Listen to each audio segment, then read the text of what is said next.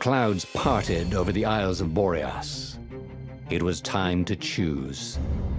The rebellion was in trouble. Ravens were scouting for the secret rebel base. They needed a game changer. Pieces of the Sky Ripper had surfaced. Renata knew that using it could go catastrophically wrong, but he was sure he could figure out how to use it safely. Also, a temple had risen out of empty desert. The Iblis stone was hidden there. It was a dangerous artifact. It could corrupt its user into a bloodthirsty monster. Maybe he could find a way to use it, to take its power without surrendering to its wickedness. And also, his old friend Lapino needed rescuing. Of course, Renato had a pretty strong suspicion that Lapino had betrayed the rebellion, and he had a gut feeling that he needed to use that to his advantage.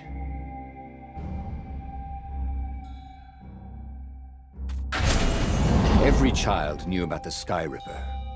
The Transcendent Emperor had buried its pieces deep, and then this Emperor's horrific sacrifices had brought it back to the surface. Renato wasn't exactly sure how to use the legendary weapon, but surely there must be some way to do it without provoking another catastrophe. Had he somehow summoned the long-lost components of the legendary weapon out of the deep places of the Earth? It was more than Renato could fathom. But if he could find a legendary weapon, he would use it.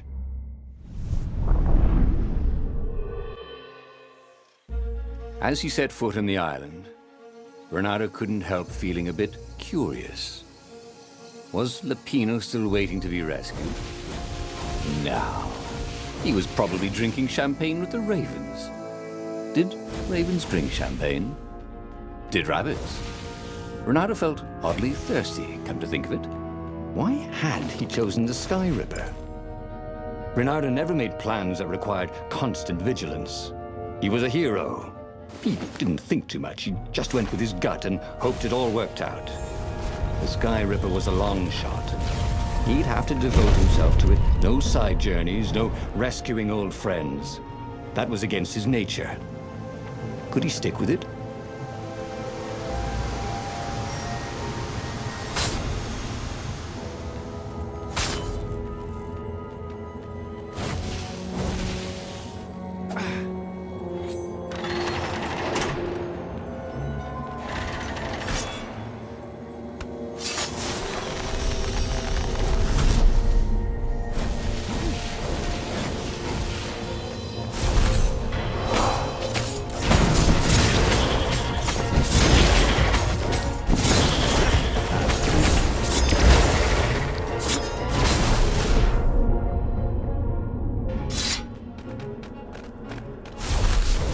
Had to be a way to use the Sky Ripper without causing a catastrophe. Why? Maybe it's always dangerous, he imagined Zenobia saying. Always the voice of reason, that one. Well, there had to be a way to use the Sky Ripper because not being able to use it was boring. So there.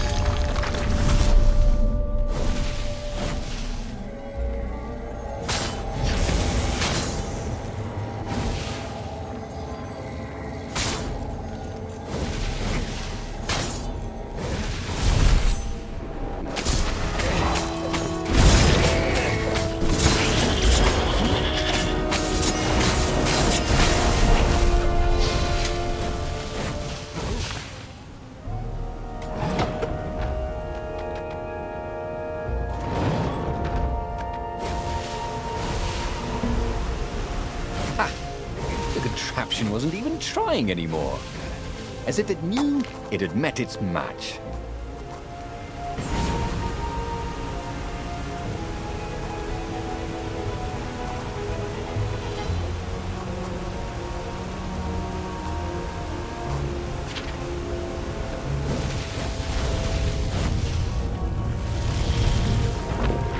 There it was. Skyripper's armature. The stuff that dreams are made of. Engineers' dreams, anyway. The device was intricate. No one alive had the skill to make a thing like it. How was it part of a weapon at all? He'd have to ask a scientist. But first, he'd get the second piece. Skyripper had a heart, a core that had come to rest on the next island. Well, there was another island he could reach. Zenobia had just invaded it with her father's Raven battalions. She must be encamped there still. But fighting Zenobia now, that made no sense at all. He'd already sacrificed one friend to get this armature, was it? He didn't need to hurry to face her. She would find him. It was a no-brainer. He'd sacrificed his old friend Lapino to get the armature. And the armature was useless by itself, only a series of coils and wheels. War demanded sacrifices, and he would make more before the end. He would have to choose the greatest good, no matter how much it cost him. Zenobia. Well, he would see her sooner or later, across a battlefield or a sword's point before all this was over. He was sure of that. The power was in the core. Obviously, he had to get the core.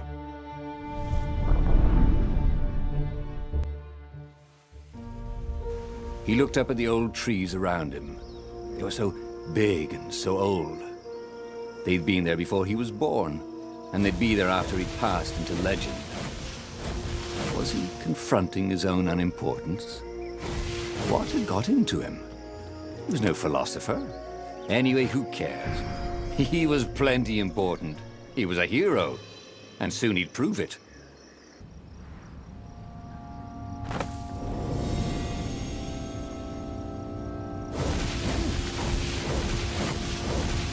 There was something sour in the air. Like the earth had ruptured over something that had been fermenting for a very long time.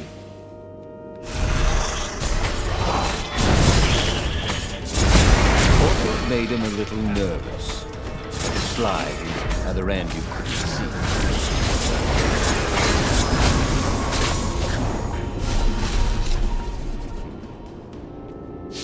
There were fewer and fewer trees. There were only these huge crystalline growths. Had those been here before? He no longer heard birds except for the feverish cawing of the ravens when they attacked. He couldn't smell the small animals in the forest. Mice and rabbits. Where had they gone? He was getting hungry soon. This was an unhealthy place to be.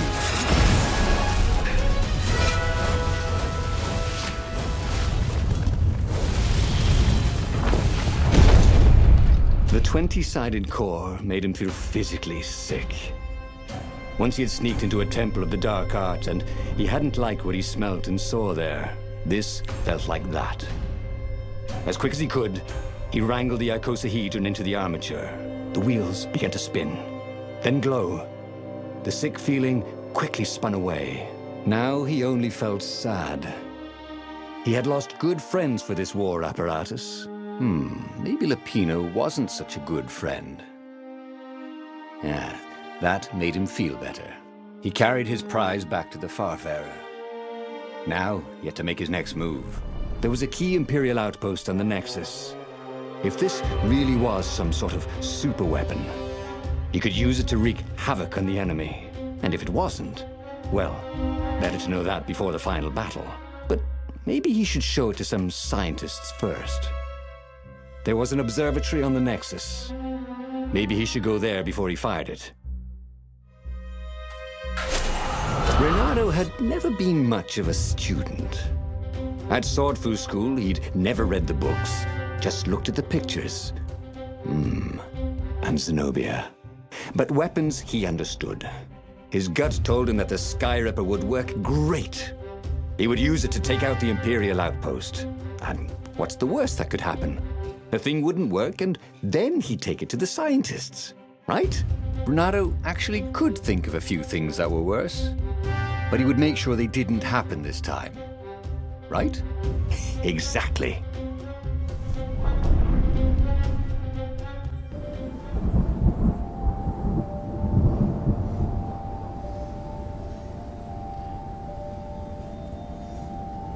As he set out down the path, Renato wondered why the parts of the Sky Ripper had only surfaced now, thousands of years after the Transcendent Emperor had discarded it. This Emperor, Isengrim III, had performed terrible, bloodthirsty rituals to invoke the lost gods. Perhaps that was bringing up lost artifacts. How perfect, then, that the Sky Ripper would reappear to be his destruction. And, hopefully this time, just his destruction.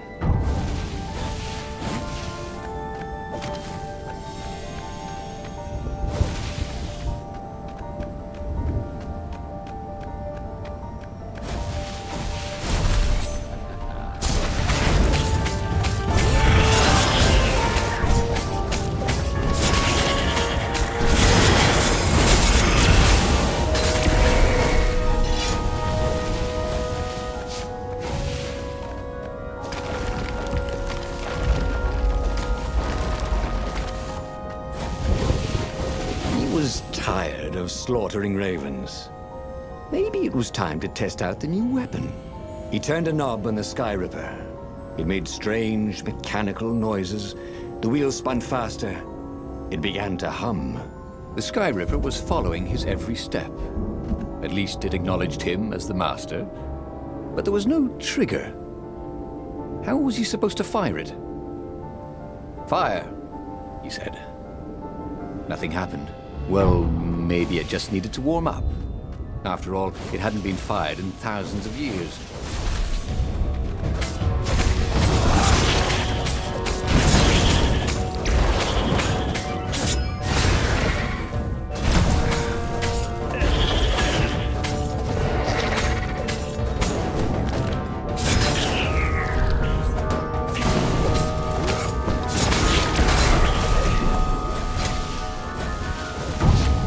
The Sky Ripper was making a whining noise now, and its wheels were spinning so fast he could no longer see them. Renato had a thought. "Please?"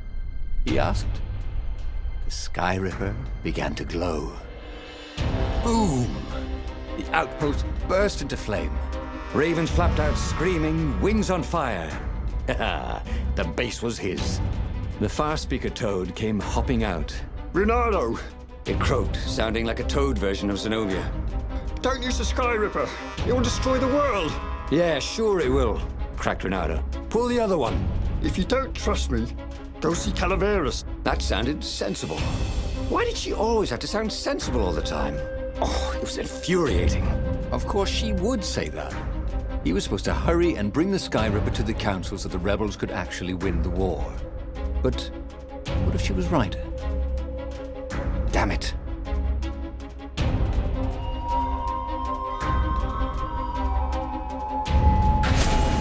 Zenobia was so frustrating.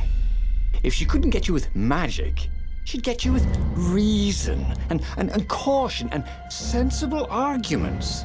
Of course, Calaveras, he might not know the latest scientific theories with evidence and all, but Renato preferred the knowledge in the old books anyway. What they said felt true. And that's what's important.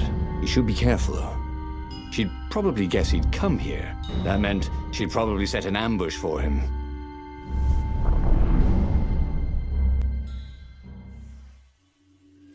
Renato landed on the island, expecting Zenobia's ambush at any moment. On the other hand, there did seem to be a lot of ravens around here. Were they just lost patrols stirring up trouble? Were they looking for him? If she was going to ambush him, wouldn't she keep the road clear so he wouldn't be on his guard? Unless they were part of the ambush, the obvious ravens he was meant to see took his mind off the ones he wouldn't see. God, after all these years, she still drove him crazy.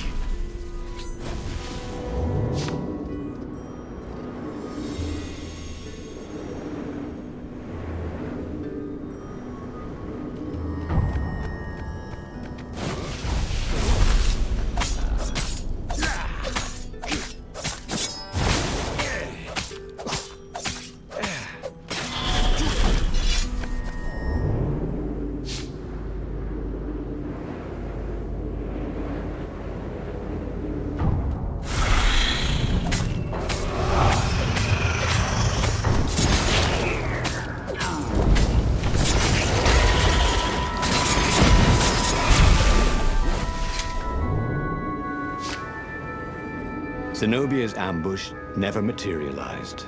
Could she be sincere? Calaveras was a great scholar. Renato doubted even Zenobia could convince him to say something he didn't believe. And if he was working for the Empire, he'd never have told Renato about the Skyripper in the first place. He would listen to the wise old toad, but that didn't mean he had to agree.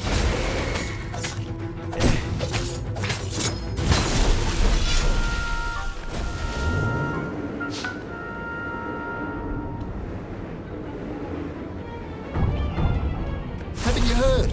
Goth is over.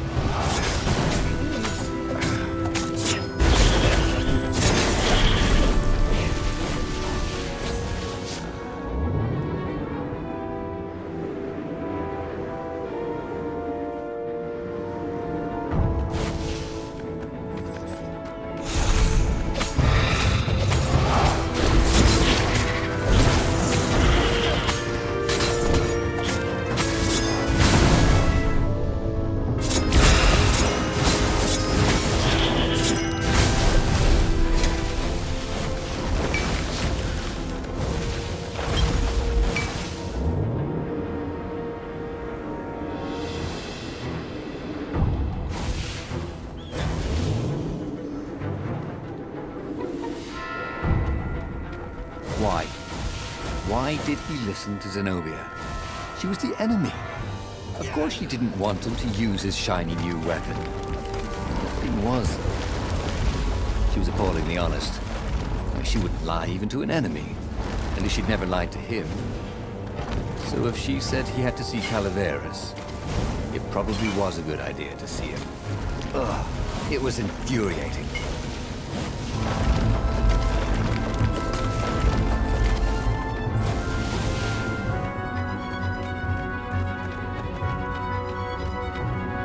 Calaveras examined the Skyripper eagerly.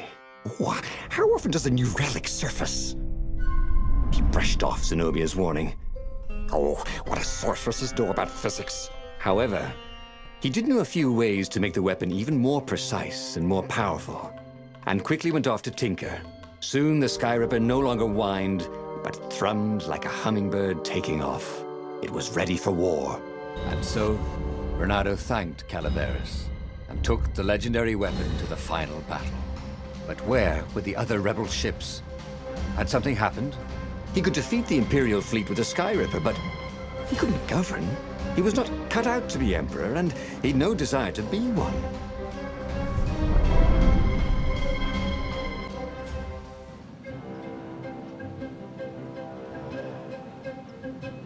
There were a few rebel ships here and there, but there was no organization to the battle. Where was the Council flagship? Something had gone terribly wrong. But he had the Skyripper, and the Ravens had nowhere they could hide.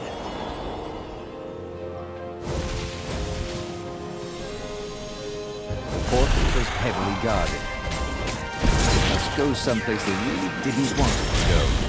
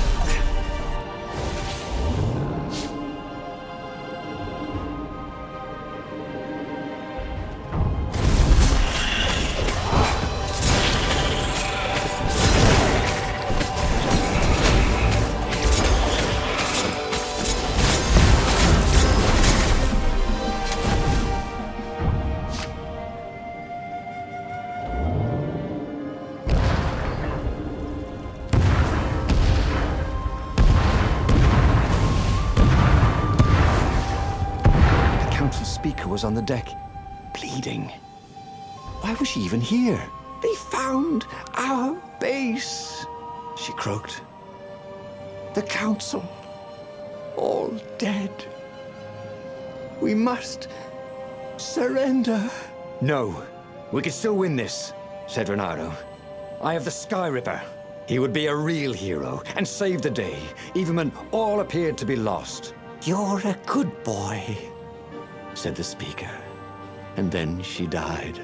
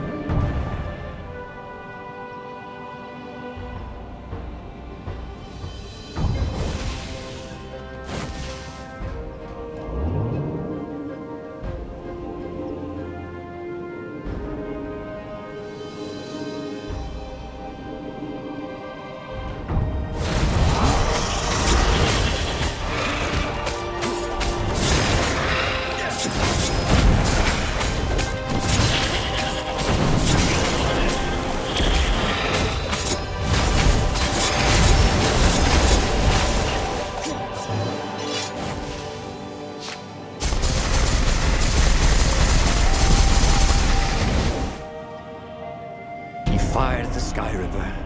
With a tremendous whoosh, the Emperor's flagship went up in flames.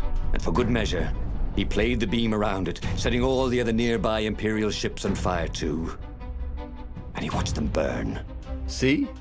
He could use the Sky Ripper safely. The few remaining rebels gave a cheer. And then they stopped cheering. There was a hole in the air.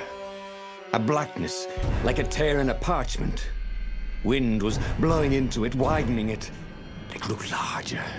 Crates were falling off ship decks, upwards into the hole. And the world itself seemed bent, like the reflection on a curved mirror as it poured into the ravenous hole. He guessed that somewhere behind that ever-widening hole were gods that had long been exiled. But it didn't really matter. Time was done for here, and soon it was.